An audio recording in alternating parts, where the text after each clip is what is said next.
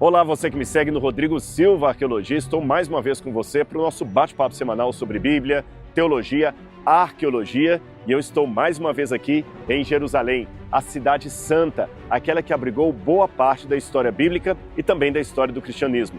E hoje eu quero mostrar para você um achado arqueológico revolucionário para entendermos uma parte do Evangelho.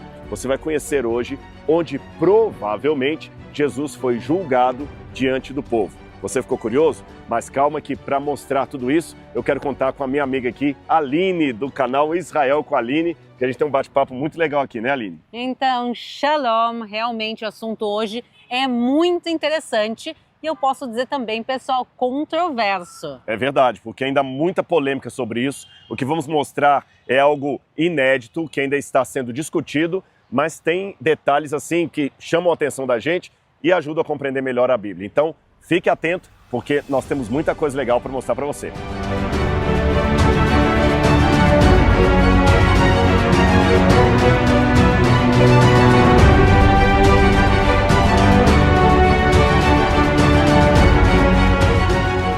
Aline, então nós vamos bater um papo aqui sobre esse achado recente, essa discussão na academia também sobre o local aqui, mas antes, vamos situar a galera de casa onde nós estamos. Porque eu falei que nós estamos em Jerusalém, mas Jerusalém é uma cidade grande. Você deve estar até impressionado, pensando que o lugar do julgamento de Jesus tem a ver com aquela torre ali atrás. Que lugar é esse? Que torre é aquela? Onde é que nós estamos agora? A gente está agora do lado de fora das muralhas da cidade velha de Jerusalém, bem próximos do portão de Jafa, o portão de Jope, que é um dos 8 portões da cidade velha de Jerusalém. O portão está justamente atrás dessa torre, e essa torre é a famosa Torre do Rei Davi. Aí ela usou aspas, vocês viram, né? Por que aspas? Porque não é torre e não é de Davi. Vamos explicar então o que sim é esse local. O que a gente está vendo naquela pequena torre, na realidade é um minarete. É uma torre de uma mesquita, o que a gente chama de minarete, num período relativamente moderno. A gente está falando da época do período turco-otomano. E embaixo do minarete, sim, tem uma torre fortificada, mas que não foi construída pelo rei Davi, e sim ela foi construída pelo rei Herodes. Então aquela torre, o nome original dela é Fasael, ou em hebraico Patsael. Então aquela é a torre de Patsael, construída pelo rei Herodes o Grande há 2000 anos atrás, quer dizer, 1000 anos depois de Davi, mas Davi acabou ganhando a fama, apesar de quem realmente ter construído foi o rei Herodes. Olha que legal, o vento aqui passa e a gente vai fazendo e vai construindo a narrativa. Mas você percebeu então, né? É porque na época dos otomanos, que a Aline está falando, eles começaram a colocar carimbo, os próprios otomanos, em coisas que não eram necessariamente bíblicas, mas pegaram uma tradição errada. E muitos peregrinos naquela época julgavam que ali era o palácio do rei Davi, e ali foi até chamado também de cidade de Davi, embora nós saibamos que a cidade de Davi fica no outro lado, lá embaixo, tá certo? Bem distante de onde nós estamos. E agora veja que interessante, quando ela fala também recente para a história de Israel, que é milenar, mas estamos falando algo de perto de 500 anos de idade, ou seja, quase a idade da descoberta do Brasil. Então lá nós temos uma torre do período otomano. O período otomano começa aqui em Jerusalém em 1517, 17 anos depois do Brasil ter sido descoberto. E abaixo você tem a estrutura de um palácio de Herodes, que é descrito por Flávio Josefo. Havia outras torres, como de Mariamne também. Ele colocava nomes até de pessoas que ele mandou matar. Herodes era um camarada complicado. Ele mandava matar familiares e colocava nome dessas pessoas nas torres. E uma delas sobreviveu, que é exatamente a de Fasael, Patsael em hebraico, é mais difícil de pronunciar. Bom, agora nós temos ali abaixo, e vocês podem perceber que há já estruturas de uma muralha. Essa muralha é uma mistura de muralha da época de Herodes, muralha da época dos Asmoneus, que é da época anterior até o nascimento de Jesus, e muralhas também até da época do primeiro templo. Porque quando a gente fala da cidade velha de Jerusalém, é bom também explicar, Aline, que nem sempre a cidade velha está tendo o mesmo contorno da Jerusalém bíblica. Há alguns momentos que aquela chamada cidade velha hoje coincide com muralhas da época bíblica, há momentos em que ela não coincide. Mas aqui coincide com muralhas da época de Salomão, da época dos Macabeus e também da época do Herodes. Vamos chegar mais perto ali, vamos ver alguns pedaços dessa muralha para você entender. Vamos lá. Agora, Aline, você conhece muito bem a história de Herodes, você estudou isso, inclusive, e todo mundo sabe que Herodes... Essa barulheira aqui eu quero parar para explicar. Gente, bem-vindos ao trânsito de Israel. Estão vendo os carros parados aqui, ó? É porque alguém está tentando entrar na cidade velha, mas ele não está autorizado. Então, a cancela não abre para ele, vai formando a fila aqui e o pessoal mete a mão na buzina. Aqui o pessoal gosta de uma buzina, em todo o Oriente Médio, Israel não é exceção. A questão é que às vezes as pessoas chegam aqui e não sabem, às vezes são até turistas, e não sabem que para entrar na cidade velha tu precisa ter autorização, que normalmente é para o pessoal que trabalha ou mora lá. Não é qualquer um que simplesmente pode circular na cidade velha com carro, mas eles podem estacionar aqui e seguir caminhando, aproveitar essa cidade maravilhosa. E inclusive algumas pessoas que dizem que a buzina é o terceiro idioma oficial de Israel. Você tem o hebraico, tem o árabe e tem a buzina. Se você tirar a buzina, a pessoa não sabe dirigir. Mas vamos conversar assim mesmo. Se a buzina tocar, som ambiente. Bem-vindo a Israel, o trânsito daqui. Mas como eu estava falando, o Herodes, o que ele tinha de perverso, de maquiavélico, de mau caráter, ele tinha também de exímio construtor. Ele mandava fazer coisas faraônicas. E ele aproveitava também construções antigas, como até hoje faz. O pessoal aproveita um alicerce e constrói por cima. E nós vamos mostrar para você um pouquinho da construção de Herodes, o que ele reaproveitou. Aqui atrás nós temos na esquina pedras do estilo herodiano. Como é que a gente sabe que são herodianas? Porque elas têm essa barriguinha aqui, essa protuberância no meio, estão vendo? Olha. E tem um framing, como se fosse uma moldura em volta aqui. Isso é típico de Herodes. Então ele mandou construir aqui uma espécie de muro de arrimo para segurar a estrutura do palácio dele, que estaria atrás dessas muralhas. Essas muralhas aqui não são da época de Herodes. Elas são do século XVI, tá certo? Mas elas estão no local onde no passado haveria uma muralha de Herodes. Só que ele também aproveitou outros muros mais antigos. Aqui atrás você tem uma muralha do período Asmoneu, que é antes de Herodes, e você vê que as pedras são diferentes. Então você tem muros de uma época, muros de outro, porém ambos muito antigos. E ainda mais antigo do que o muro Asmoneu, que tem aí por volta de 2.200 anos, é o que está embaixo. Vocês podem ver aqui, pessoal, que a gente está vendo sepulcros. Isso aqui são sepulcros cavados na rocha. A gente pode ver que tem um do lado do outro. Essa maneira era como os judeus eram sepultados na época do primeiro templo de Jerusalém, que é parecido também como era feito nos tempos de Jesus. José de Arimateia, quando ele dá o sepulcro dele a Jesus, se diz, é um sepulcro cavado na rocha. Então o sepulcro de José de Arimateia, que vira o sepulcro de Jesus, era parecido alguns elementos com esse. Então como funcionava? Eles cavavam na rocha um sepulcro, no lugar de dentro agora está fechado a grade, a gente não pode entrar, mas se a gente... As buzinas fazem parte. Verdade. Se a gente entrar ali dentro, a gente pode ver que tem espaços para colocar os corpos. Então, os corpos eram trazidos para cá, fechavam aqui a entrada, quer dizer, a tampa ela desapareceu com o tempo, mas se fechava essa entrada, depois de um ano se voltava, se recolhiam os ossos e se colocavam os ossos à parte. Exatamente. Então, isso aqui mostra a presença judaica aqui em Jerusalém, na época do primeiro templo de Jerusalém, quer dizer, pode ser até 3.000 anos esses sepulcros. E olha que interessante, com poucas exceções, as pessoas eram sepultadas fora da cidade, com poucas exceções. Davi, por exemplo, foi sepultado na cidade de Davi. E alguns reis também. Mas as pessoas comuns, mesmo que tivessem condições financeiras, eram do lado de fora. E aqui a gente está do lado de fora das muralhas.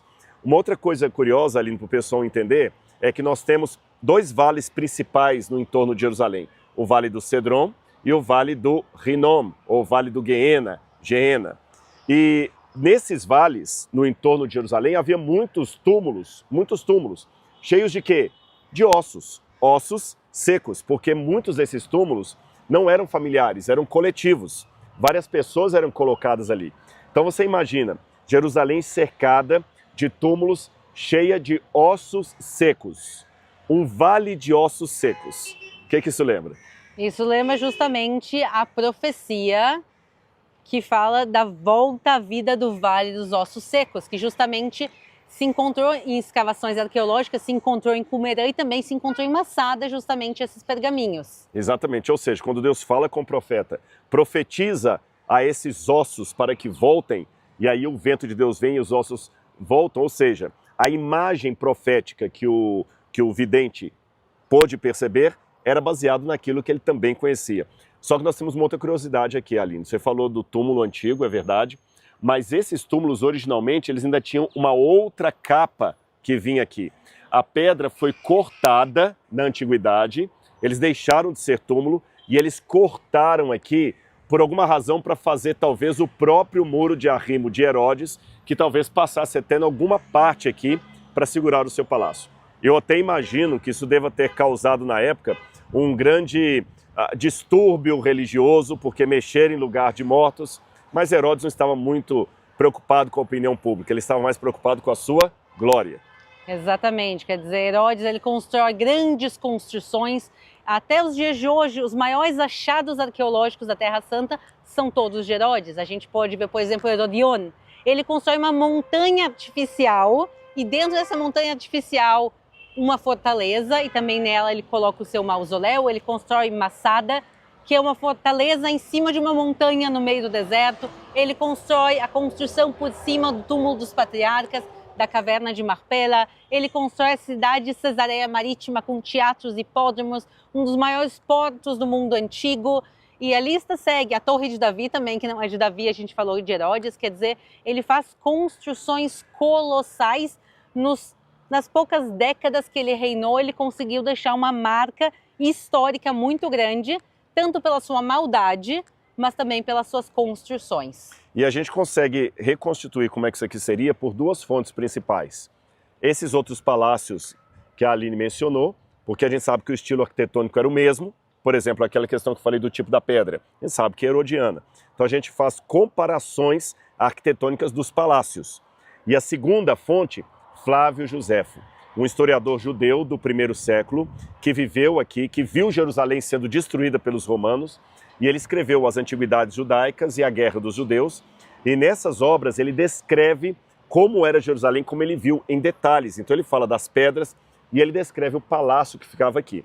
E nós temos outras informações importantes de Flávio Josefo, que depois da morte de Herodes, os governadores romanos, quando vinham até Jerusalém, se hospedavam no palácio de Herodes.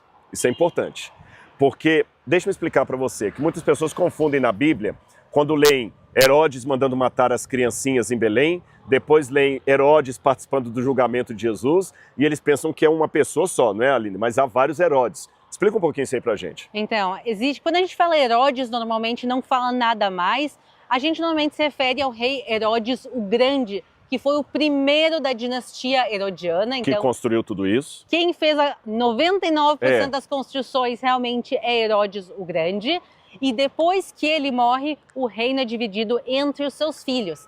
Entre eles está Herodes Antipas, Herodes Filipe, também tem Herodes Arquelaus, depois os seus netos, como Herodes Agripas, aí tem Herodes Agripas I, Herodes Agripas II, e por isso a gente vê bem tardio na Bíblia também, por exemplo, quando Félix está junto com Herodes, na realidade não é o Herodes o Grande, não é que ele viveu séculos, e sim houve vários e vários reis chamados o rei Herodes, tem o rei Herodes o Grande e os outros levam um segundo nome. É como os Césares, você tinha Augusto César, Tibério César, Calígula César, Cláudio César, Nero César. Herodes também queria que o nome dele fosse perpetuado. Vamos continuar andando aqui, porque o Flávio Josefo vai contando da suntuosidade desse palácio, e quando a gente vai cruzando o Flávio Josefo com uma parte da Bíblia que eu vou ler daqui a pouquinho, você vai vendo que a história se encaixa. A Aline mencionou que esse achado aqui ele ainda está causando polêmica entre historiadores e arqueólogos. Isso é verdade. Por quê? Eu tenho que explicar para vocês, quem já veio em Israel, a Aline é guia aqui há muitos anos, ela sabe disso. Normalmente as pessoas passeiam dentro de Jerusalém numa parte chamada Via Dolorosa. A gente respeita a fé de todas as pessoas e há toda uma questão emotiva sobre a Via Dolorosa, mas do ponto de vista histórico e arqueológico, eu sou obrigado a dizer, com todo o respeito, não é tirando a fé de ninguém, nem a Aline quer fazer isso, que do ponto de vista histórico, a Via Dolorosa não é definitivamente a rua pela qual Jesus passou. Então aquela ideia de Jesus passando com a cruz nas ruas da cidade de Jerusalém, que a gente vê hoje, não faz sentido, porque essa Via Dolorosa está metros acima do piso da época de Jesus. O tracejado dela foi mudado várias vezes. E quando vai pela Via Dolorosa, você tem várias estações e até muitos padres, tanto da Igreja Católica como ortodoxa grega, reconhecem que ali são símbolos da paixão de Cristo e não necessariamente eventos históricos. E tem as estações. E numa dessas paradas da Via Dolorosa tem um lugar chamado Etiomo. Etiomo em latim significa eis o homem. Essa passagem ela é tirada da versão latina dos evangelhos, quando Pilatos apresenta Jesus à multidão e a multidão pede para crucificarem Jesus e Pilatos fala, eis aqui o homem, Etiomo. E lá foi encontrado, e principalmente quando padres da congregação de Notre-Dame de Sion, que era uma congregação católica fundada pelo padre Ratzbon, pelo seu irmão, eles vieram e compraram terrenos aqui em Jerusalém, a congregação de Ratzbon. E eles compraram dentro da Cidade Velha esse prédio, e quando eles estavam limpando ali as freiras para poder fazer uma estrutura, descobriram um pavimento de pedras muito grande. E daqui a pouco eu vou mostrar para vocês no Evangelho de João, fala que Jesus foi condenado e ele foi flagelado pelos soldados num pavimento de pedras que em grego chama-se litóstrotos. Depois eu mostrei isso na Bíblia para vocês. Como encontraram aquele pavimento, falaram, opa, então foi aqui que Jesus foi julgado. Depois esse lugar foi identificado como a Fortaleza Antônia, que era um prédio adjacente ao templo, e esse prédio era onde os soldados romanos ficavam vigiando o que acontecia dentro do templo. Se houvesse qualquer tumulto, qualquer confusão, eles sairiam e cercariam o templo. Então, por muitos anos, acreditou-se que ali, na Fortaleza Antônia, seria o lugar do julgamento de Jesus, lá dentro da Cidade Velha. Porém, do ponto de vista da arqueologia, sempre tivemos dúvidas a respeito disso. Então, em resumo, o que acontece? A gente sabe que a Via Dolorosa, o que a gente chama hoje em dia da Via Dolorosa, é o caminho que Jesus fez do local do julgamento. No momento, a gente sabe que Jesus foi julgado, condenado por Pôncio Pilatos, e ele carrega a cruz até o local da crucificação. Então, agora a pergunta é onde esse julgamento aconteceu? E há duas teorias. A teoria mais tradicional, que vem também das Irmãs de Sião, que é o local que a maior parte das pessoas realmente vai e conhece, é justamente a Fortaleza de Antônia. Agora a pergunta é se Pôncio Pilatos ele estava dentro da Fortaleza de Antônia no momento do julgamento ou se ele estava no Palácio de Herodes. Então justamente essa era uma dúvida e também por muito tempo ninguém nem sabia onde era o Palácio de Herodes. O redescobrimento do Palácio de Herodes é uma coisa dos últimos anos e também justamente o que se achou aqui nos últimos tempos mudou a visão de muita gente em relação à Via Dolorosa, aonde realmente o julgamento aconteceu e é isso que o Rodrigo vai nos mostrar agora. Exatamente. E para a gente ir para outra parte aqui, lembremos a confusão. Na época que o Império Turco-Otomano tomou conta de tudo isso aqui e construíram aquele minarete que a Aline já mostrou, eles também construíram lá uma fortaleza com estilo, não vou chamar de medieval, porque a Idade Média já tinha passado, mas parecida com aquelas fortalezas medievais. Então ela tinha toda aquela estrutura de pedra e muita gente pensava que tudo isso era construção dos otomanos. Até que estudos mais recentes viram que uma parte da estrutura de baixo, de torre, não era otomana, era do próprio Herodes. Os otomanos apenas fizeram a continuidade. Agora, vamos continuar andando porque aí entra uma peça importante do quebra-cabeça que faz sugerir uma nova hipótese para o lugar onde Jesus foi condenado por Pôncio Pilatos. Vamos lá que vocês vão conhecer. Vamos lá.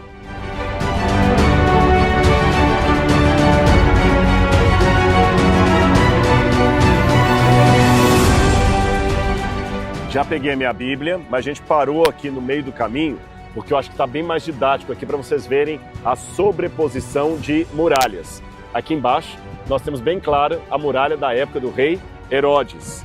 E veja que as pedras são diferentes no meio, tá certo? É de um período posterior.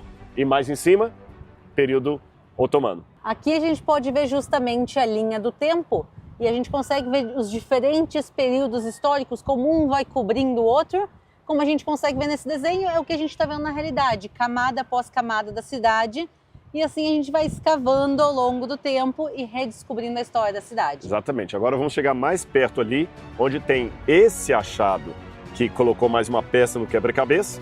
O que a Bíblia diz a esse respeito? E Flávio Josefo também. Vamos continuar. Vamos lá.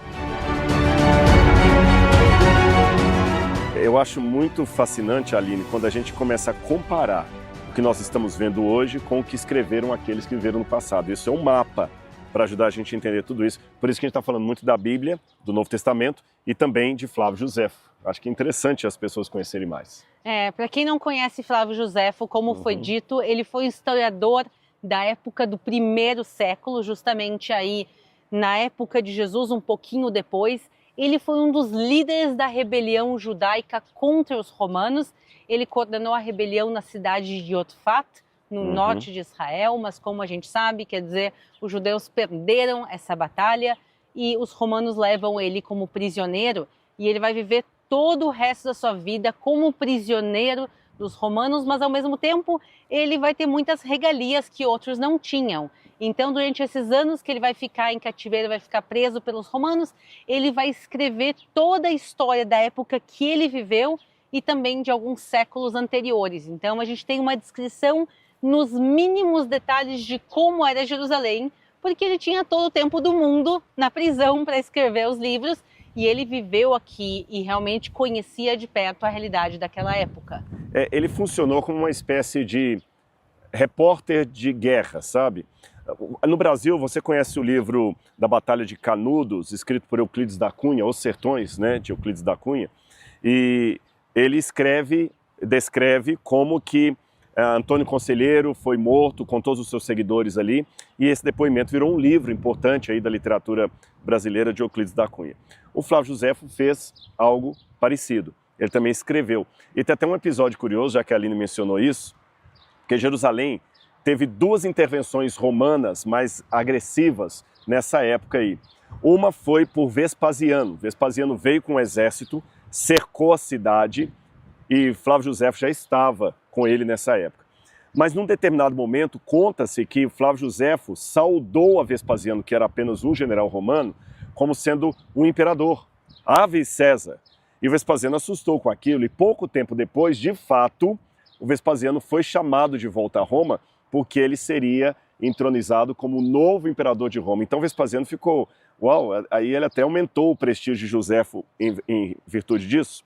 Aí Vespasiano sai com o exército, mas depois eles retornam agora sob o comando de Tito, que realmente vai provocar a destruição de Jerusalém. Mas voltando a um período antes dessa destruição do ano 70, vamos falar da época de Jesus. Algumas informações de Josefo são muito precisas. Uma delas, já falei, que o palácio de Herodes, o Grande, depois da sua morte, serviu de lugar para governadores romanos. Acho que é bom, Aline, também explicar um pouco para o pessoal que Herodes, ele perdeu, os filhos dele, melhor dizendo, perderam a autonomia, o direito de governar Jerusalém. Estamos falando de um deles, de Arquelau, porque quando ele morreu, o reino dele foi dividido entre seus filhos. Arquelau seria o governador da Judeia e daqui de Jerusalém, mas Arquelau foi péssimo administrativo. O que os romanos fizeram? Então, quer dizer, Herodes divide o reino em 3, entre os seus 3 principais filhos. Herodes Arquelau ganha aqui o governo da Judeia, quer dizer, Jerusalém e arredores, mas ele realmente vai ser um administrador muito ruim. E olha, para os romanos gostarem de Herodes, acharem o filho dele ruim, realmente o filho devia ser muito ruim administrador, e por isso eles tiram ele do poder e colocam a partir do ano 6 depois de Cristo, governadores pagãos romanos a governarem a Judeia. E esses governadores, por serem pagãos, eles não se sentiam muito bem aqui em Jerusalém. Jerusalém, no final das contas, era e continua sendo a capital do povo de Israel. Era judaica demais para eles. Exatamente. Né? O templo aqui que tinha era um templo judaico, era uma cidade judaica. E qual era a maior cidade romana pagã da Judeia? Cesareia Marítima. E por isso eles tiram a capital de Jerusalém e passam para Cesareia Marítima, onde tinham templos pagãos. Imaginem, a primeira coisa que as pessoas viam quando chegavam em Cesareia Marítima era um templo enorme dedicado ao imperador Augusto e à deusa Roma. tinham jogos pagãos, hipódromos, jogos de gladiadores, e por isso esses governadores preferiam governar de lá. Então, Pôncio Pilatos não vivia em Jerusalém, ele vivia em Cesareia Marítima. Mas por causa das celebrações da Páscoa judaica, que é uma época muito propícia para rebeliões judaicas, ele vem a Jerusalém e ele se hospeda onde? No Palácio de Herodes. Exatamente. Isso é importante. Houve uma intervenção romana, sabe quando um país tem uma intervenção sobre o outro e coloca um administrador de fora? E lembrando que essa Cesareia Marítima que a Aline mencionou foi mais uma das mega construções de Herodes o Grande.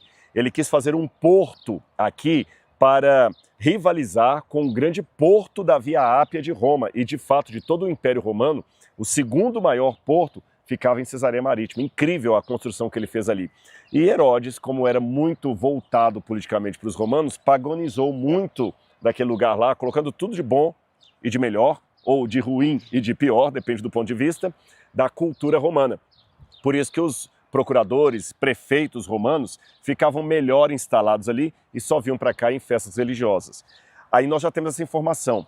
Então, se os governadores romanos ficavam aqui, não faz sentido dizer que eles ficavam na Fortaleza Antônia, mesmo porque nesse lugar que a gente sabe que é a Fortaleza Antônia, não tem nenhuma estrutura palaciana como a gente encontra aqui. Não há nenhum luxo, não há nenhuma casa de banho, não há nenhuma piscina, nenhum banho romano, e aqui a gente tem essas coisas. Então, se eles ficavam aqui, e entre esses procuradores romanos que vinham para cá, um deles foi Pôncio Pilatos. Ora, se Pôncio Pilatos era procurador romano e eles vinham para cá, então foi atrás dessas muralhas que Pôncio Pilatos ficou hospedado. Se foi aqui, faz todo sentido que aqui eles trouxeram Jesus para ser julgado por Pôncio Pilatos. Mas para contar essa história, a gente tem que chegar um pouco ali para mostrar o que Flávio Josefo fala a respeito de tudo isso. Tem uma placa ali que vai mostrar um desenho de como era para vocês entenderem melhor. Vamos dar uma olhadinha lá? Aline, essa placa aqui não está nada bonita, está riscada, mas ela é didática para o pessoal de casa entender. O que está logo atrás da gente ali está desenhado aqui. Aliás, é bom até deixar também claro o registro aqui que um dos principais pesquisadores por detrás de tudo isso aqui é o arqueólogo Shimon Gibson, um famoso arqueólogo israelense que mora nos Estados Unidos, mas ele tem muita contribuição na arqueologia do Segundo Templo, que para nós é a época de Jesus. Nós temos aqui a muralha da época herodiana, tá certo? Os muros estão aqui como eram. Aqui está a torre de Fasael, que nós vimos lá atrás. E aqui existia originalmente uma outra torre. Essa torre aqui é importante porque ela é mencionada por Flávio Josefo. De acordo com Flávio Josefo, havia o Palácio de Herodes no muro ocidental, que é exatamente onde nós estamos, e aqui havia uma torre de proteção e uma entrada com duas partes de uma mesma entrada, como se fosse uma ala chamada Cesarion e a outra Agrippion. Ou seja, seria uma porta com duas bandas e ela ficaria aqui. Essa torre que Flávio Josefo menciona e que apareceu ali no desenho, ela seria justamente aqui atrás. Então, atrás dessas muralhas, originalmente, ficava o Palácio de Herodes, um grande palácio, Sim. Desde a esquina até aqui. Isso ajuda a entender também uma outra coisa, porque no julgamento de Jesus não é só Pôncio Pilatos que aparece, aparece também Herodes. Exatamente, Herodes, o filho. Mas esse Herodes morava aqui ou não? Não, Herodes Antipas, ele morava na Galileia. Justamente, eles todos ali eram políticos, no mau sentido da palavra. Quer dizer, Pôncio Pilatos, ele tenta jogar essa responsabilidade do julgamento para Herodes Antipas. Ele diz, olha, Jesus, ele é galileu, esse homem está sendo acusado, ele é galileu. Tu, Herodes Antipas, é o governador da Galileia, toma a responsabilidade, é tua. Mas o que então Herodes Antipas vai responder? Ele vai dizer, não, esse homem que está sendo acusado, ele é galileu, mas os crimes que ele está sendo acusado foram feitos na Judéia e por isso a jurisdição é tua, Pôncio Pilatos. Então tem justamente esse diálogo entre os dois que ninguém realmente quer levar a culpa, entre aspas, de ter crucificado Jesus. E por que isso? É o seguinte, gente, imagina tudo que a Aline está falando, o jogo político da época. Vamos ir mais para cá, Aline. Jesus era uma figura controversa, porque os líderes judeus daquela época queriam a morte de Jesus. Eu estou falando especialmente os escribas, fariseus, saduceus que controlavam o templo. Mas Jesus tinha uma grande parte da população que o apoiava. Lembra que dias antes ele havia entrado em Jerusalém montado um jumentinho com pessoas gritando Hosana ao filho de Davi. Então imagine agora com a cabeça de um político. Pilatos estava aqui para resolver os problemas de rebelião dos judeus. Então não era fácil manter o povo com os ânimos acalmados. Se ele mata Jesus, podia provocar uma guerra civil dos simpatizantes de Jesus. Se ele poupa Jesus, os políticos judeus da época iriam entregar a sua cabeça de bandeja para César. Olha, ele está apoiando alguém que está querendo ser rei no lugar de César. Então, nessa situação, para livrar-se de qualquer problema, quando ele viu que Jesus era da Galileia, ele jogou o abacaxi para a mão de Herodes. Herodes, que não estava nem aí com a cor da banana, devolveu o caso para Pilatos. E aqui é mais uma evidência de que esse episódio não tem sentido de ter ocorrido lá na Fortaleza Antônia, porque além de não ter uma estrutura palaciana, ela era apenas uma fortaleza para a troca da guarda dos soldados que vigiavam o templo. Então não faz sentido que isso teria acontecido ali. Agora, a Bíblia fala que Pilatos e Herodes estavam brigados um com o outro, mas ambos estavam em Jerusalém.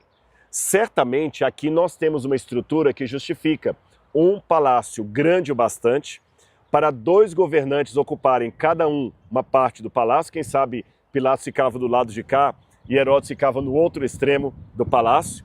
E também grande o bastante para comportar os dois governadores, coisa que não dá para fazer na Fortaleza Antônia, mas ao mesmo tempo perto o bastante para Pilatos mandar Jesus para Herodes e Herodes devolver Jesus para Pilatos. Tudo isso nas poucas horas de uma manhã de sexta-feira. Exatamente, quer dizer, muita coisa aconteceu em poucas horas. É interessante porque quando Jesus ele foi preso primeiro por Caifás, que era sumo sacerdote do Templo de Jerusalém, mas que ele era ali o braço direito de Pôncio Pilatos. Quer dizer, quem escolheu Caifás como sumo sacerdote não foi o povo de Israel, não foram judeus. Sim, nessa época, quem elegia boa parte da elite do templo eram os romanos, porque os romanos entendiam quanto essa elite tinha poder e influência na cidade. Então, quando Caifás ele tem Jesus consigo durante a madrugada, ele também não quer matar a Jesus. Por quê? Porque ele também tem esse lado político que ele não quer que eles sejam acusados de terem feito isso. E por isso, Caifás passa para Pilatos. Caifás passa para Pilatos, Pilatos para Herodes, Herodes de volta para Pilatos. Então, nenhum deles quer assumir a culpa, no final das contas, pela morte de Jesus, justamente porque sabia que isso podia causar uma rebelião.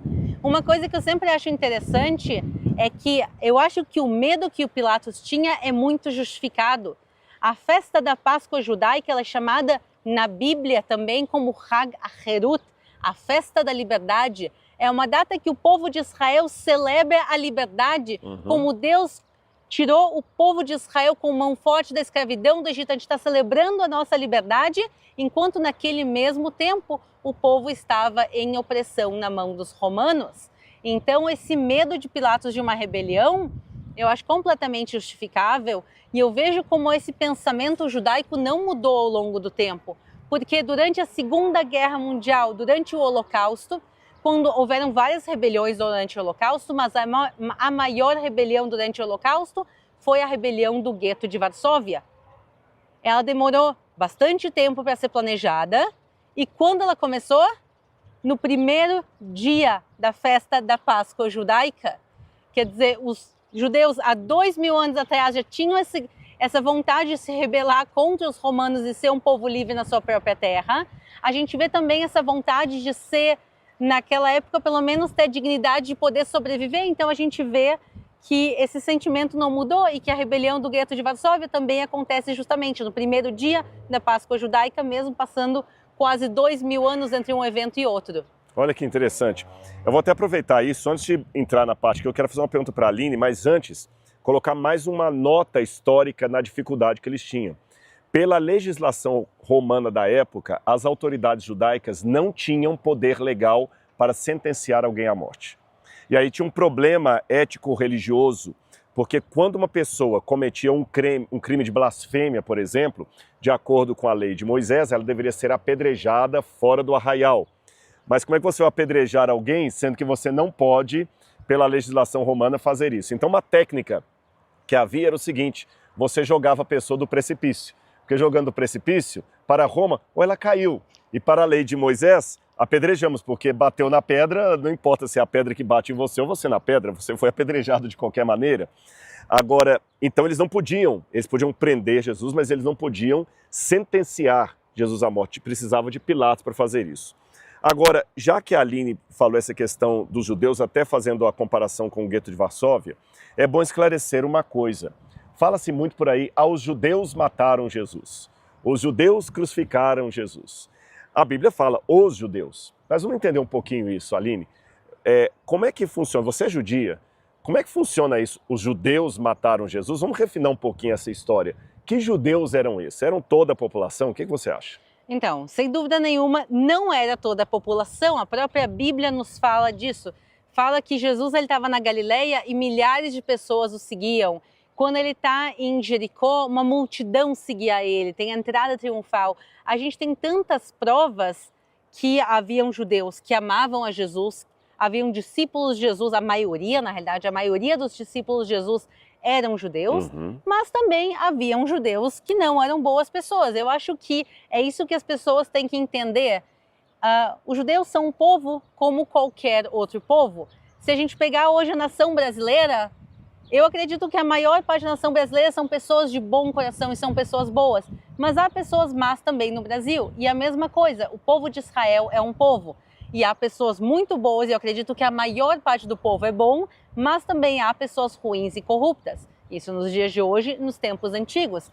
E eu acho que a gente consegue ver o claro exemplo de pessoas corruptas e maldosas com Anás, com Caifás, com outras pessoas da elite. Mas a maior parte do povo, justamente, sim, queria o bem de Jesus, ou pelo menos não queria o seu mal. Não todas as pessoas da terra de Israel sabiam quem era Jesus, mas a gente pode ver que na entrada triunfal há milhares de pessoas ali acompanhando. E aqui no dia do julgamento, sim, há uma pequena minoria que está gritando, pedindo a crucificação de Jesus, mas eles não são a maioria, a primeira coisa. E segundo, eu sempre vejo isso. Quando Jesus estava dentro da prisão, a própria Bíblia nos conta que quando Jesus está dentro da prisão, Pedro está do lado de fora e ele vai negar Jesus 3 vezes. Quer dizer, um dos discípulos de Jesus, um dos 12 apóstolos de Jesus, ele não tem coragem de dizer que conhecia Jesus. E agora o que tu vai esperar da maior parte do povo ou das pessoas que estavam aqui? Quem ia ser aquele que ia desafiar as autoridades, que ia desafiar Pôncio Pilatos, que ia desafiar os sacerdotes e gritar lá, não, não, solta Jesus. Então, sim, haviam pessoas ruins que queriam condenar ele e as pessoas boas estavam com medo. E eu acho que isso também é importante, uma lição para os dias de hoje. Para o mal acontecer, não é necessário que a maior parte das pessoas queiram mal, mas sim é necessário que a maior parte das pessoas fiquem em silêncio. Eu acho que isso também aconteceu aqui. Além de alguma minoria que queria condenar Jesus, a maioria ficou em silêncio naquele momento. Isso é claro. Martin Luther King falava que o que ele mais temia não era o abuso dos maus, mas o silêncio dos de bem. Então acontecia. Eu não gostaria de ter o Brasil representado por alguns maus exemplos de brasileiros que há por aí. Então, quando me perguntam por que os judeus rejeitaram a Jesus, evidentemente estão pensando em Caifás, Anás. Eu pergunto em volta, espera aí, por que os judeus aceitaram Jesus? Pensando em José de Arimateia, Nicodemos, o apóstolo João, a Virgem Maria, todo mundo eram judeus. O Novo Testamento inteiro, com provável exceção para Lucas, foi escrito por judeus. Então temos que cuidar para que a minoria barulhenta não se torne o todo da história. Agora, já que estamos falando de história, já aprendemos muita coisa aqui no vídeo, né, Ellen? Vamos mandar para cá? Vamos lá. Nós já vimos que Herodes ficava aqui, Pôncio Pilatos também, o palácio deles ia até aqui. Olha bem, era bem grande. Eu não sei se pelo vídeo dá para pegar, mas tenta mostrar lá na frente o minarete de novo, para o pessoal ter uma ideia de quanto nós andamos de lá até aqui. E toda essa muralha que vocês estão vendo, até mais ou menos a altura de uma árvore que está ali atrás, aquela árvore ali, até ali era um imenso palácio de Herodes. Agora, como eu falei, o Flávio Josefo menciona esse lugar, essa porta que ficava aqui, e ela também é chamada de pretório. É uma palavra que vai aparecer no Novo Testamento. Pretório, por isso que tem uma certa polêmica, o que é o pretório, o que é a guarda pretoriana.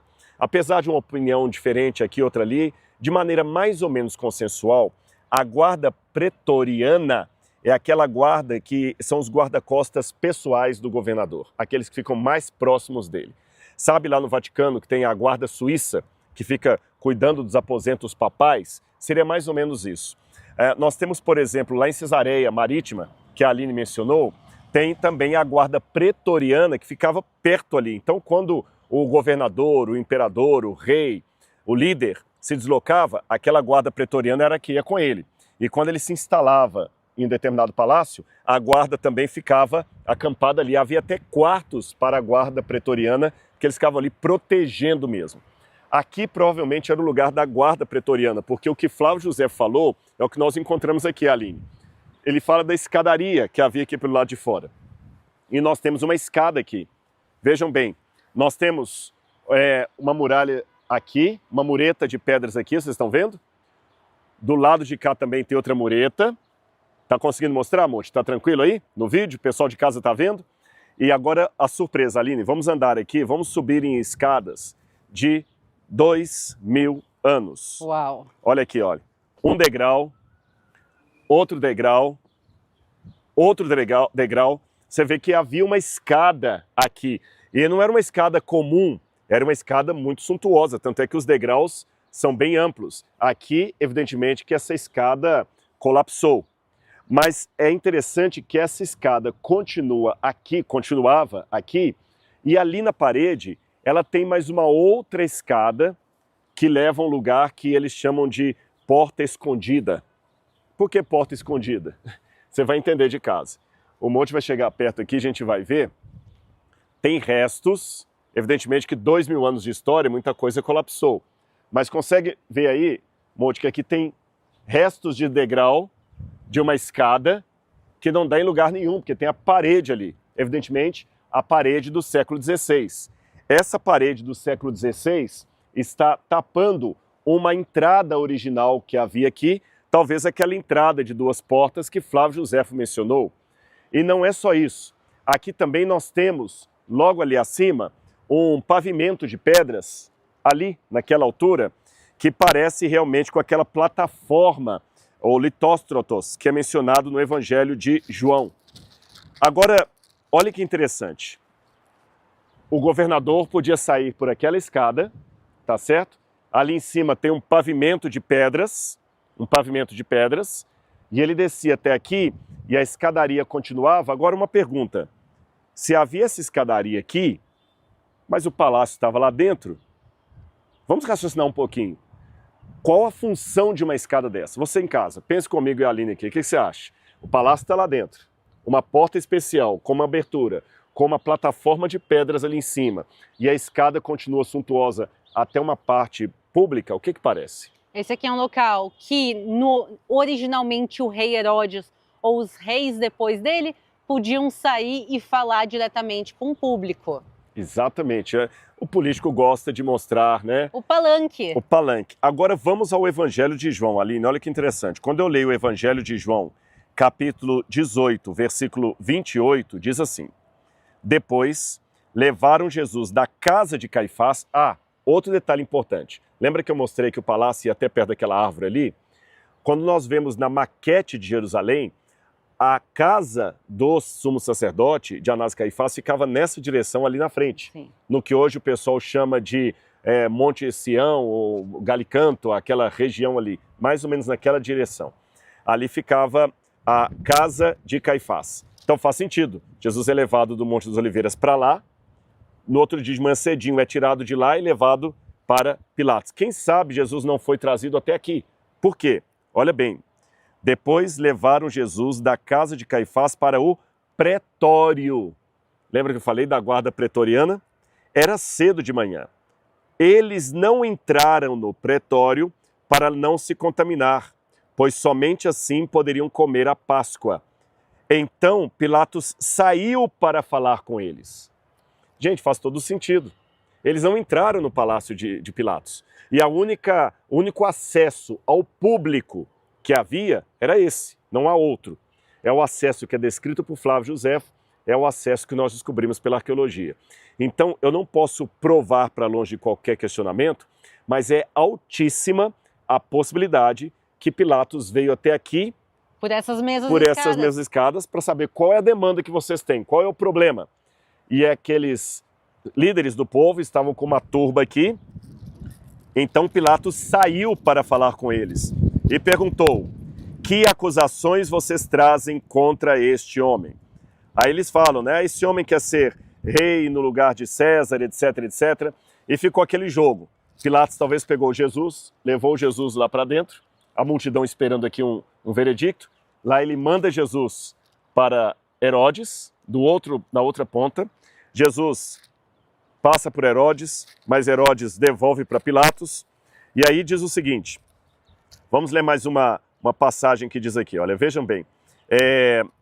Por isso, capítulo 19, verso 1, Pilatos tomou Jesus e mandou açoitá-lo. Os soldados teceram uma coroa de espinhos e a puseram na cabeça de Jesus. Também vestiram um manto de púrpura, chegaram-se a ele e diziam: salve, rei dos judeus, e davam-lhe bofetadas. Pilatos saiu outra vez e disse aos judeus: eis que eu apresento a vocês para que saibam que eu não encontro nele crime algum. Então Jesus saiu. Para ele sair, ele tinha saído do palácio. Jesus saiu, provavelmente naquela parte de pedras ali, onde o povo podia ver, naquela plataforma. Jesus saiu, trazendo a coroas de espinhos e um manto de púrpura. E Pilatos lhes disse: eis o homem. Quando viram Jesus, os principais sacerdotes e os guardas gritaram: crucifique-o, crucifique-o. Os judeus responderam: temos uma lei, e segundo essa ele deve morrer, porque se fez filho de Deus. Ouvindo Pilatos tal declaração, ficou ainda mais atemorizado, que você disse. E entrando outra vez no pretório, por aqui, perguntou a Jesus: de onde é você? Aí Jesus falou que ele era da Galileia, e é o momento em que Pilatos então tenta levá-lo de volta para Herodes, e o resto aqui nós já vimos. Ou seja, toda essa parte que a Bíblia descreve, ela encaixa muito bem com o que nós estamos vendo aqui. A polêmica maior fica a seguinte, Aline: sendo esse, do ponto de vista arqueológico, um candidato forte, eu diria fortíssimo, do julgamento de Jesus, isso pode mudar boa parte da compreensão histórica até de onde seria o Calvário. Mas isso seria assunto para um outro vídeo, para uma outra oportunidade. Pois é, realmente, ano após ano que passa, as escavações vão avançando, a gente tem um entendimento muito maior, e por isso, quando a gente quer saber onde realmente passaram as histórias bíblicas, a gente tem muitas maneiras de saber. A gente tem escritos antigos, a gente tem a própria Bíblia, a gente tem as escavações arqueológicas, a gente tem tradições também. As tradições têm a sua importância, mas às vezes as tradições também podem estar erradas. Então, é justamente montar esse quebra-cabeça, e esse quebra-cabeça do pretório, como este local, realmente como local de julgamento de Jesus, é uma teoria que está já sendo desenvolvida, e com essas novas escavações realmente ela está se fortificando, e também porque a gente está agora do lado de fora das muralhas, mas pelo lado de dentro também se fizeram escavações arqueológicas e se encontrou partes das piscinas do rei Herodes, se encontraram partes das fundações do palácio do rei Herodes. Então não são só as provas que a gente está vendo aqui pelo lado de fora, também tem provas do lado de dentro, e eles estão montando esse quebra-cabeça. E a pergunta agora que fica é onde realmente Jesus foi julgado, e eu acho que a gente não tem como ter certeza absoluta. Eu acho que tem que voltar no tempo para realmente presenciar onde tudo aconteceu, mas a gente está realmente num candidato muito forte para ser o verdadeiro local. E para terminar o nosso vídeo, eu quero mostrar para vocês essa plataforma que tantas vezes eu mencionei, de pedra que está ali em cima, para você entender o fechamento desse julgamento de Jesus. Vamos ver essa última parte? Vamos lá. Então vem com a gente. Ó, Posso só mostrar uma coisa? Aham. Olha aqui, pessoal. Onde a gente caminha aqui em Jerusalém, a gente encontra pedaços de cerâmica. Rodrigo, tu consegue identificar Sim. o período? Não, essa aqui... Não, ela é diagnosticável. É do período romano. Eu não sei se no vídeo vai dar para o pessoal ver, Aline, mas ela tem umas ranhuras aqui, umas linhas típicas. Vou colocar na sombra assim para ficar mais fácil, para o pessoal ver, que é um indicativo que é uma cerâmica do período romano, ou seja, de 2000 anos. Por essas linhas aqui dentro, dá para a gente perceber que é do período romano. Então vejam aqui, pessoal, isso aqui é um pedacinho de cerâmica que a gente achou aqui no caminho, vamos devolver para o mesmo lugar, mas isso só prova quanta coisa ainda pode ser descoberta aqui. Sim, amanhã pode haver um outro achado arqueológico que ainda vai mudar muita coisa. Mas vamos conhecer agora essa parte do pavimento de pedras. Aline, perceba que aqui tem uma plataforma de pedras e que provavelmente é do segundo templo herodiano. Nós temos uma continuidade dela aqui, tá vendo? Olha, com pedras maciças. Joséfo descreve que eram pedras grandes. E para você que está assistindo de casa, imagina que aqui eu espero que esteja dando para vocês verem que é um piso todo de pedras, antigo. É uma plataforma que havia aqui e nós temos também alguns degraus nesse canto aqui que faziam às vezes de uma tribuna. Então imagina que a pessoa tinha essa plataforma de pedras, uma tribuna da qual daqui ele podia se dirigir ao povo lá, ele podia sair dali para estar mais perto do povo, ou seja, tudo isso aqui coopera com a descrição do pretório herodiano, ou usado por Pilatos. Aí quando a gente vai para o Evangelho de João, a gente tem essa outra passagem aqui que chama muito a atenção. Eu vou ler para vocês aqui. Evangelho de João, capítulo 19, versículo 13. Quando Pilatos ouviu essas palavras, trouxe Jesus para fora e sentou-se no tribunal, no lugar chamado pavimento, que em grego é litostrotos. Litostrotos, litos em grego é pedra. Strotos é plataforma. Você não fala estrada, não é isso? Sim. Estratigrafia. Então, pavimento de pedra. E João ainda vai mais além. Ele dá um nome hebraico. Ele diz o seguinte: Pilatos sentou-se no tribunal no lugar chamado pavimento, em hebraico, Gabatá. Era o dia da preparação da festa da Páscoa por volta do meio-dia. E Pilatos disse novamente aos judeus: eis aqui o rei de vocês. Como você falou, não podemos ter certeza absoluta, mas a chance, ou pelo menos como candidato, esse é um lugar muito forte. Agora, mesmo que a gente não possa bater o martelo aqui e acolá, não temos como voltar no tempo, uma coisa é fato.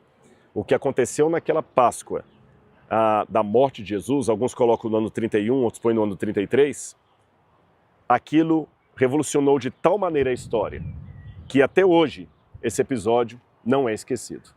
Eu fico muito feliz por estar aqui com você, Aline, tendo a oportunidade de mostrar esse local para que as pessoas vejam a Bíblia de uma maneira tridimensional.